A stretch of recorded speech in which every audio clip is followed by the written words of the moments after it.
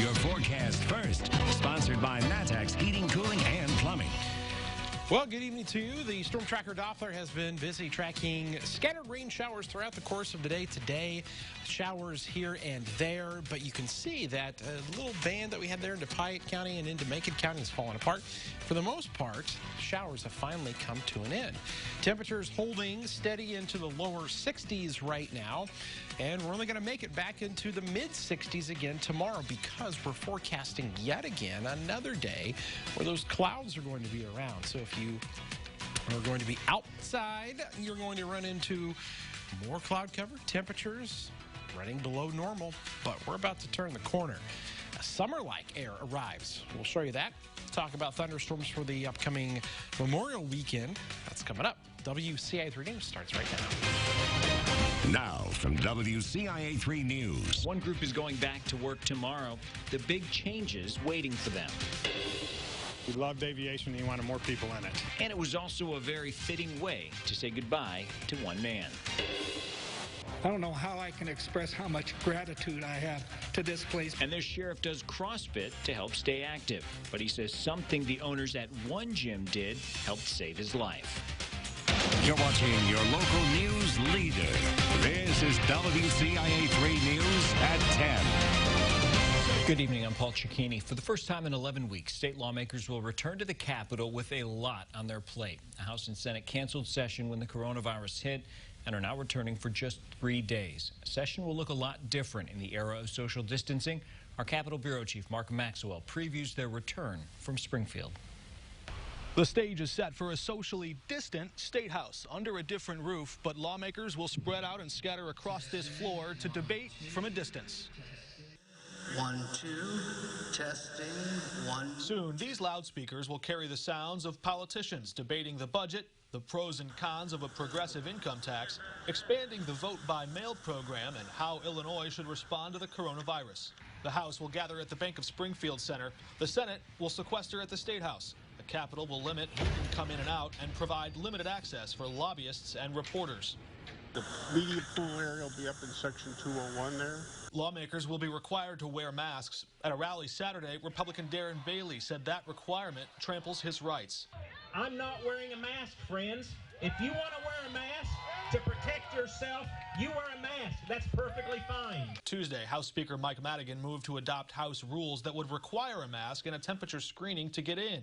Adding in a statement, any member in violation of the rule change will face discipline, including potentially being removed from the chamber by a vote of the House. One of the first issues up for debate when lawmakers fill this convention center Wednesday at noon is whether the legislature should rein in the governor or expand his powers in an emergency.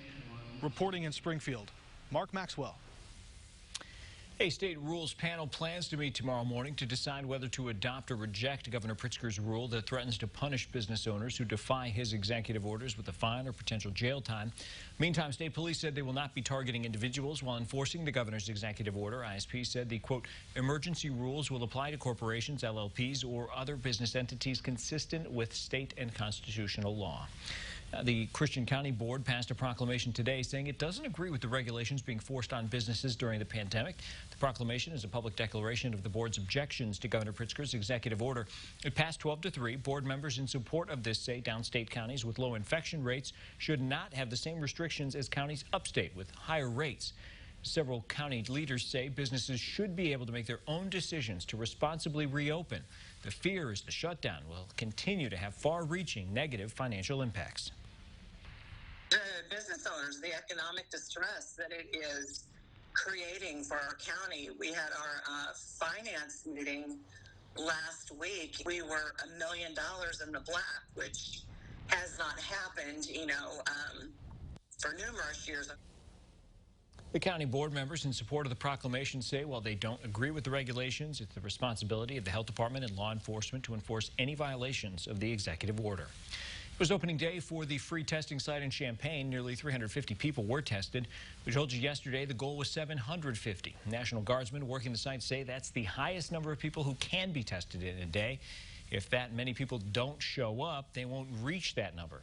Anyone who feels they need to be tested is encouraged to show up, but be prepared to wait in line. To have processes in place to monitor and our capacity and make sure we cut the line off so individuals aren't stuck waiting in line who will not be able to be processed. Be patient and work with the personnel here, and we'll get you through the testing site as quickly as possible. The site will be open every day from 8 until 4 until they run out of tests. Not everyone is eligible to get a test. We have a list of requirements on our website.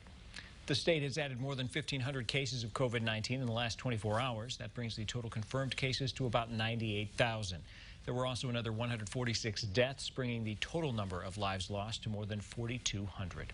In other news tonight, a 7-year-old was airlifted to the hospital after a car crash. 8 others are also in the hospital. Happened about 7 last night on I-57 south of Effingham. 40-year-old Kimyata Hunter told officers a car swerved into her lane and almost hit her van. She swerved to avoid the car and went off the road. 3 other kids under the age of 5 were in the car. Investigators say none of the kids was in a car seat. 5 people were shot in Decatur overnight. Happened near the corner of Edward Street and Leafland Avenue. The people shot are 18, 22, 24, 26, and 27 years old. Officers spent the morning talking to neighbors and collecting evidence. They were taking photos inside one of the homes. There was a window on that same house with the screen popped off and what appeared to be blood around it.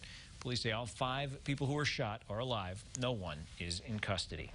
People living in Urbana are concerned for their safety after someone shot at a home. Happened overnight near Kerr Avenue and Highland Drive. The apartment that was shot at was empty. No one lived there. Police say some of the bullets made their way inside. No word on any suspects. Friends, family, and even some strangers gathered to say goodbye to the founder of FRASCA International, Rudy Frasca. A procession of cars rolled by FRASCA Fields this afternoon, where small planes were out on display. WCIA 3's Jen Lask shares how loved ones are remembering him.